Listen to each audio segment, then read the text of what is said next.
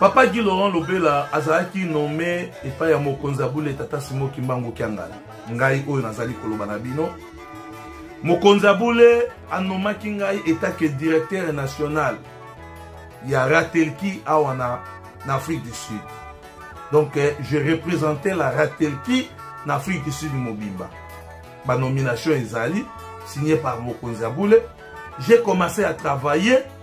Et na kosala mosala oyo nga na bandaki kosala esepedisaki bato mingi te parce que biso tozali bato oyo tokosalaka na solo.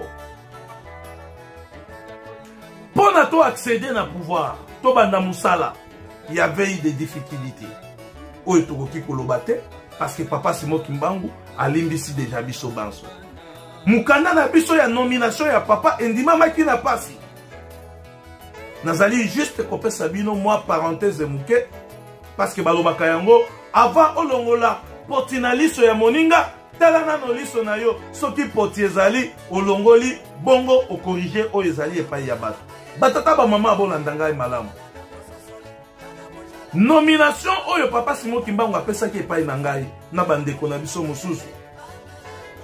Endimamaki na pasi, na ba paroisse oyo biso tozali. Pourquoi? Parce que pour Nabango, bayebaki source na yango te. Donc il fallait mokonza boule a consulter nano ba pasteur. Ya ba paroisse awa avant à procéder à la nomination. Donc nomination wana ezwaki déséquilibre depuis jour oyo bambuta bayaki kondima ete oui ça va tout les misabango na lingomba mais pour to sala musala malamu nous avons des difficultés. Il y a ma casse. D'une manière administrative. La lettre, monsieur, sur ton côté, ça qui n'a lingomba. La réaction à lingomba, tous allez na ba copie na yango. Bref. Na ba source ya ba information na biso toye koyoka yango ete. Ezalaki na ba réunion et salemaki. Parce que lingomba awa tozalaka na nation te. Lokola nation et bimaki na nzela ya Ratelki. Et sengelaki il faut que bundisa yango pour nation ya Ratelki ekweya pour na lingomba na Ratelki ezala na niveau moko. Alors lolenge sengelaki ko sala mela ndenge bango bamonaki il faut ko attaquer le numéro 1 ya Ratelki. Oyo abengami na kombo ya papa Guy Laurent Lobela. Naza na Afrique du Sud depuis 2006 si je ne m'abuse pas. Je suis parmi Batou Oyo Bayaka régulière na Lingomba. Ce qui empêchement ya Moussalate. Très actif, volontaire na Moussala Tata Simon Kimbangu. Et là, on a qui subir na vie nangai et sali mbala liboso na zwa nomination à chef spirituel. Et après nomination, on a l'on appelle Linga Makite. To luka ki ko sala. To meki ko forcer mzokande. Bambuta bazalaki déjà na Oyo Babenga ki yango. Prise de finition oyo bango bazalaki kobongisa pona koluka pour atteindre le numéro 1 à Ratelki papa Guy Laurent Lobela en Afrique du Sud. Na osenga na bambuta na biso balimbisa ngai pona lisolo oyo parce que lisolo oyo nazali kobeta yango pamba te nazali na posa ya kolongola poti na liso ya bato mususu mais avant na longola poti na liso ya bato mususu na sepelaki na longola nano poti oyo ezali na liso na ngai. Patata ba moment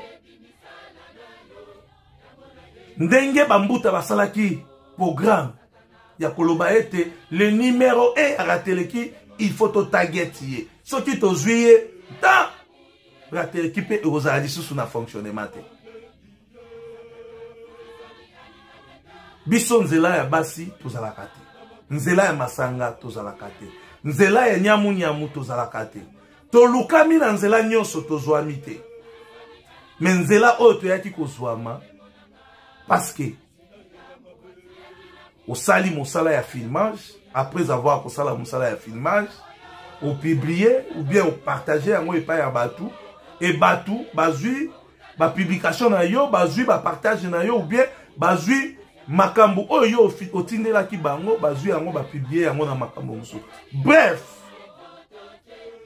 infraction oyo ngai papa Guy Laurent nazalaki sanctionné na yango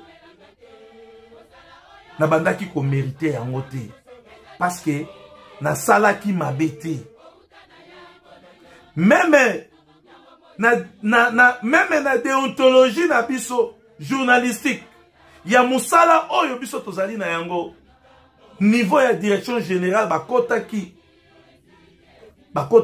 réunion extraordinaire pour na ko étudier fait oyo ngai papa Guy Laurent na salaki balobi non eza condamnable te eza musala na yo mais lingomba efandi elobi to profiter na likambo oyo ba profitaki na yango et puis ba pesa nga suspension ya 6 mois suspension eza koyebana te eza administratif ou bien ezali parce que tozaka na deux sortes ya suspension oyo ezali ya musala na oyo ezali ko concerner lingomba mais acte na salaki ebandaki ko concerner musala na ngai mais lingomba ezui acte wana eke ko sanctionner ngai etenga sima lingomba ya 6 mois c'est-à-dire il faut na kula il faut na salabwe batata ba maman likambo wana etungisaki kondima na ngai makasi nazui makambo wana na tindi yango na niveau ya direction générale balobi pona nini lingomba ezui décision oyo yo ozali porteur ya signature ya papa na mikanda ya lingomba bakoki kozwela yo mikano te soki bakonsulte biso te ou bien bakontakte biso te et lokola ozali porteur ya signature ya papa mutu oyo azali na mpifo ya kolongola yo na esika wana ezali kaka mokonzi ya bule tata Simo Kimbangu Kianga. Donc fallait lingomba esala rapport eke na direction générale bakosala étude ya rapport wana après soki bamoni ya solo ete likambo oyo nga nasali ezali ko nécessité sanction disciplinaire nde bako transmettre yango na cabinet azweli ngai mikano mais lingomba awa e précipitaki e sanctionner ngai ezweli ngai mikano sans que cabinet eyeba sans que bakonzi na ngai ya ratelki na niveau général bayeba na fandi natali na lobi pona nini bakonzi ya ratelki bayebisi ngai papa Guy Laurent zala kimia tozali kolandela makambo na niveau ya direction générale bakoti ba séance de réunion ba contacter papa Katembo ba sololi na bato ebele na niveau ya cabinet bref bakonzi na ngai ya ratelki baye kokomela ngai lettre c'est-à-dire conclusion ya communication ya bambuta na biso ya awa na conclusion ya communication ya bambuta na biso papa Katembo à l'époque na bakonzi na biso ya ratelki c'est-à-dire bakonzi ya ratelki basololi na bambuta ya awa bazui conclusion na bango basololi na papa Katembo bazui conclusion na bango papa Katembo asololi na bambuta ya awa papa Katembo azui conclusion apesi bango ordre ayebisi bango ete bo lever mesure parce que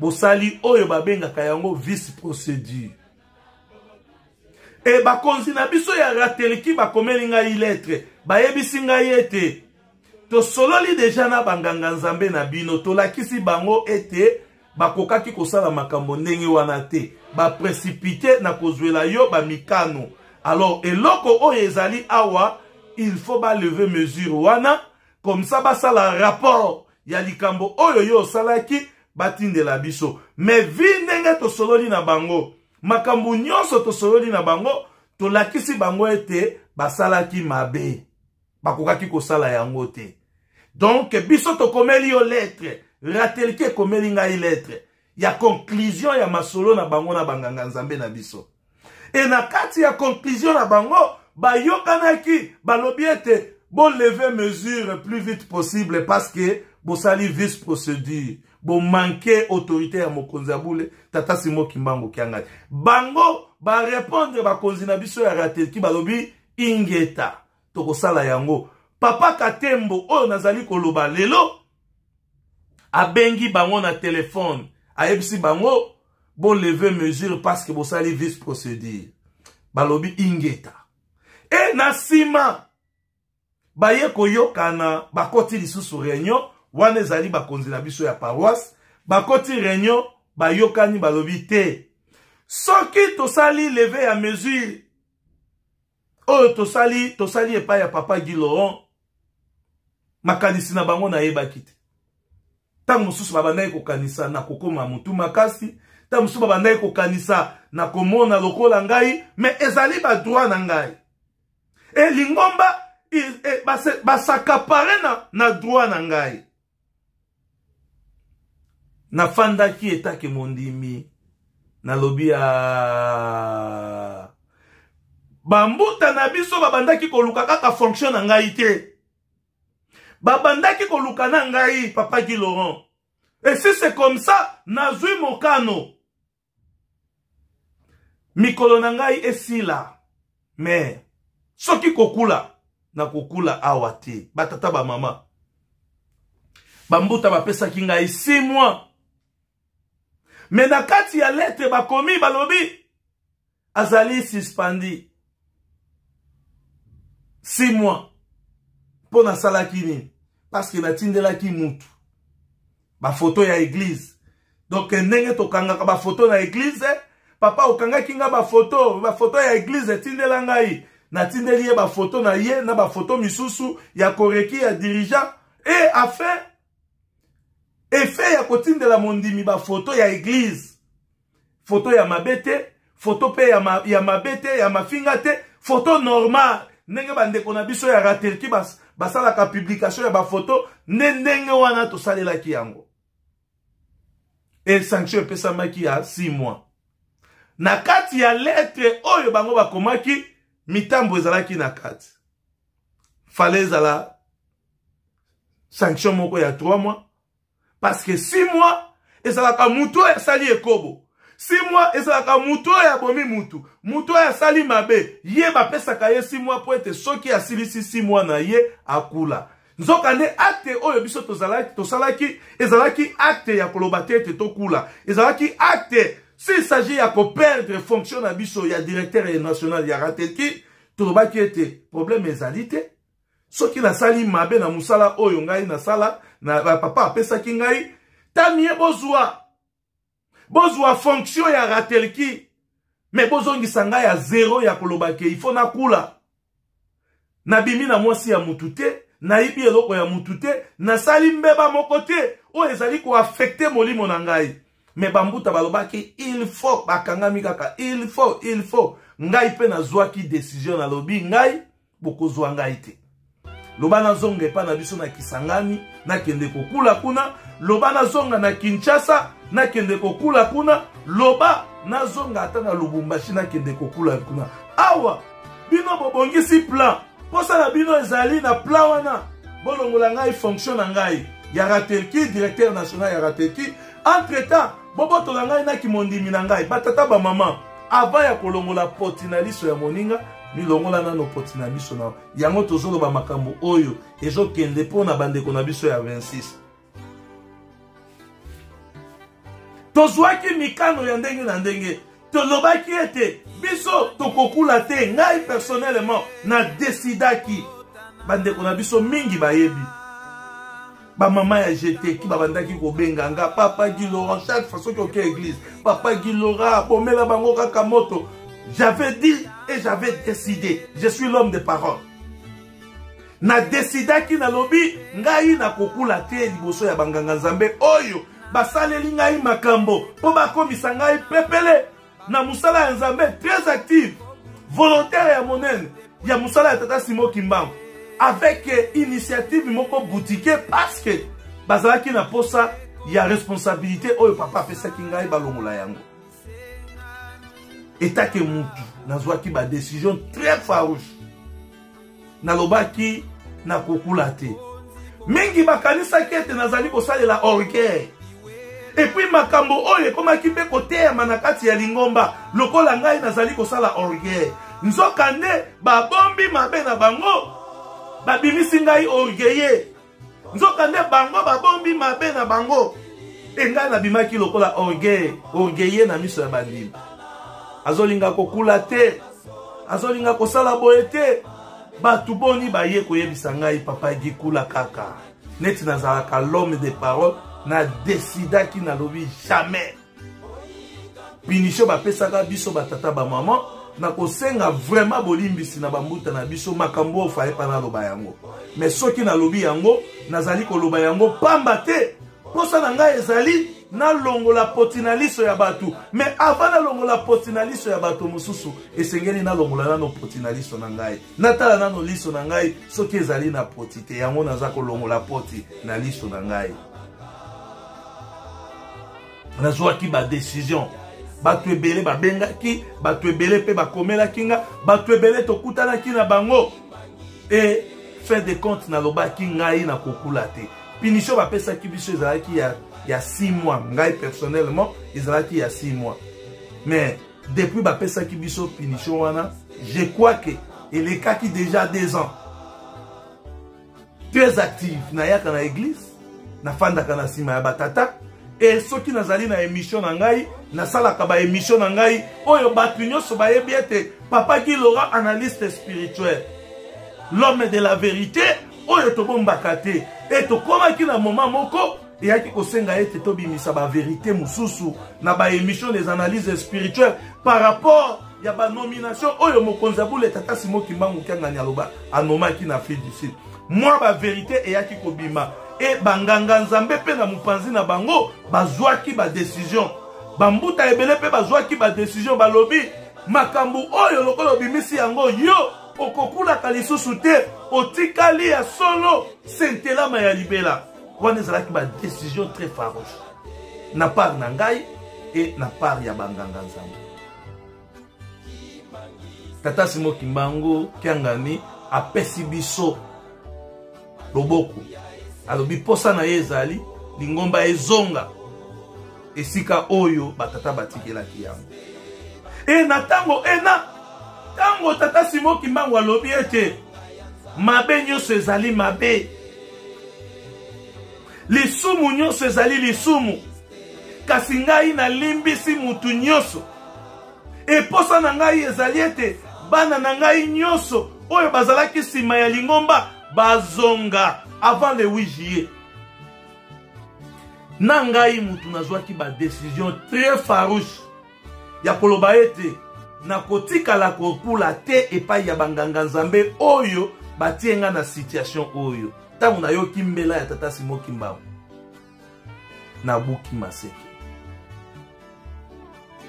parce que décision na ngai na kanda na ngai ekoki kozala au-delà ya ba décision ya mokonzi abule tata Simon Kimbangu te soit na mikamba ngai moko soit nazala na maître oyo babengi ye guide oyo azali kokamba ngai lokola tata Simon Kimbangu azali kokamba ngai alobi ete nalimbisi batu nyonso na baye basalaki ngai mabe mokonzi abule alimbisi bango na baye oyo ngai na bandaki komona ete bakangelaki ngai boule balingelaki ngai boule mokonzi abule alobi nalimbisi batu nyonso nga na kokangela bango motema te nga pe nalimbisi bango euta tango ena namoni ya solo ete bango bakomi pepele pamba te mokonzi abule alimbisi bango na mabe oyo basalaki epai na ngai e ngai pe namoni ya solo ete ngai nakomi pepele na mokano oyo bango bazwelaki ngai epuis na ba décision oyo ngai nazwaki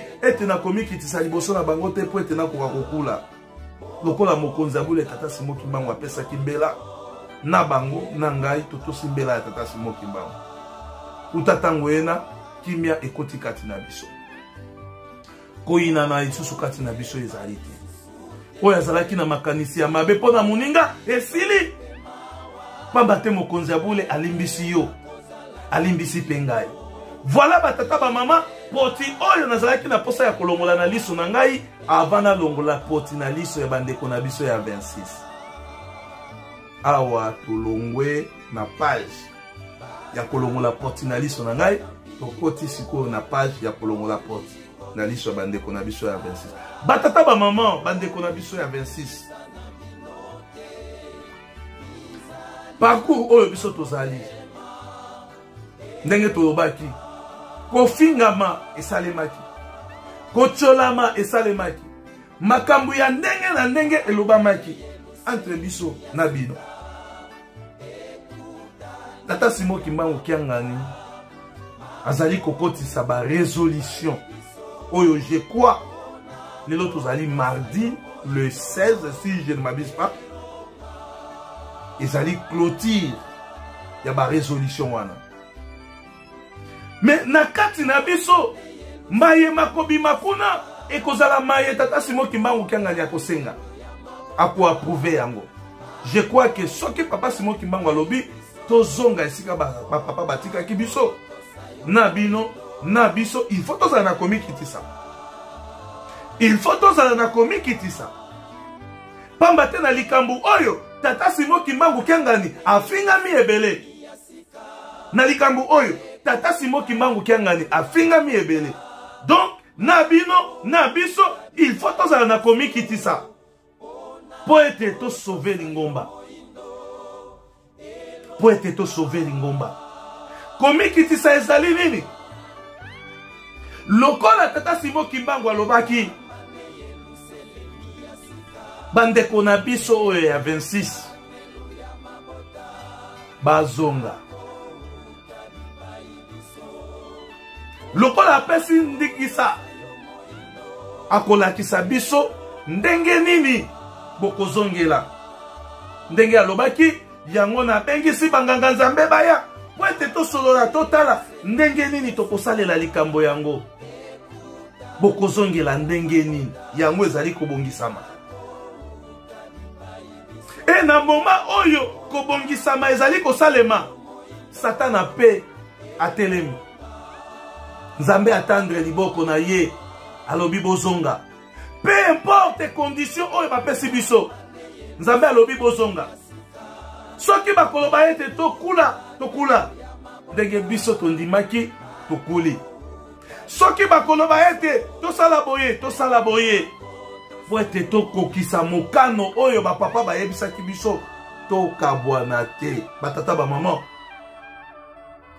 Totala likambu oyo na sens ya spiritualité oyo ezali pona bandimi. Totala likambu oyo na sens ya spiritualité tokotaki na lingomba en titre individuel. Tokotaki na lingomba pona kobikisa molimo na biso. Tokotaki na lingomba pona kosala ba bloc na ba groupe ya intoxication te. Kosala ba bloc na ba groupe ya ba condition te. Tokotaki na lingomba pona kobikisa molimo na biso.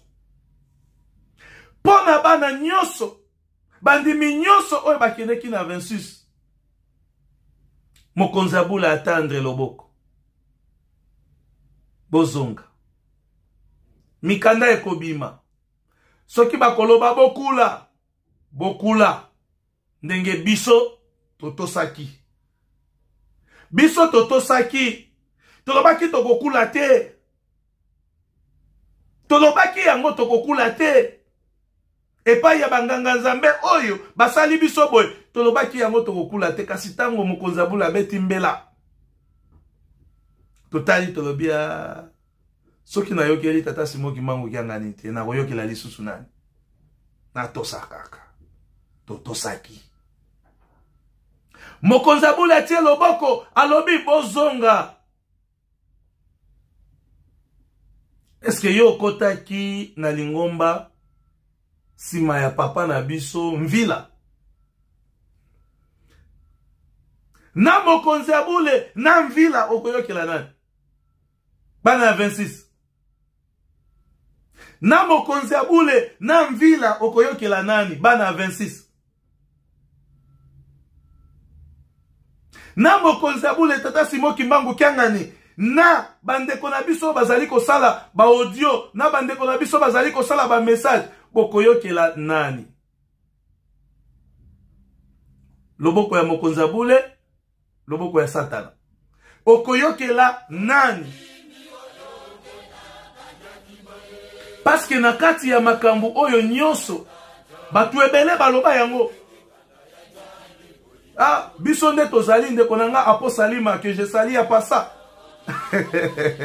Apo Salima Apo Salima, que je salue à Passa. Atindela yaka ba message moko awa après émission moko na salaka. Alobi papa Guy Laurent yo za vraiment qui a solo. Donc à comparer nga Apo Salima, et là ce sont les analyses spirituelles. C'est-à-dire aux yeux analyse spirituelle au-delà de la réflexion na yo, au-delà ya makanisi na yo nde epesi yo lokola papa Guy Laurent azali ndoki. Je suis un analyste spirituel. Na loba mambo lokutate na sala kape ba révélation oyo soki bolandi ba émission na ngai pour comprendre que les analyses spirituelles ce sont des révélations spirituelles, des révélations divines. Papa Apo Salima lobi, nous sommes parmi les cofondateurs. Il y a idéologie 26.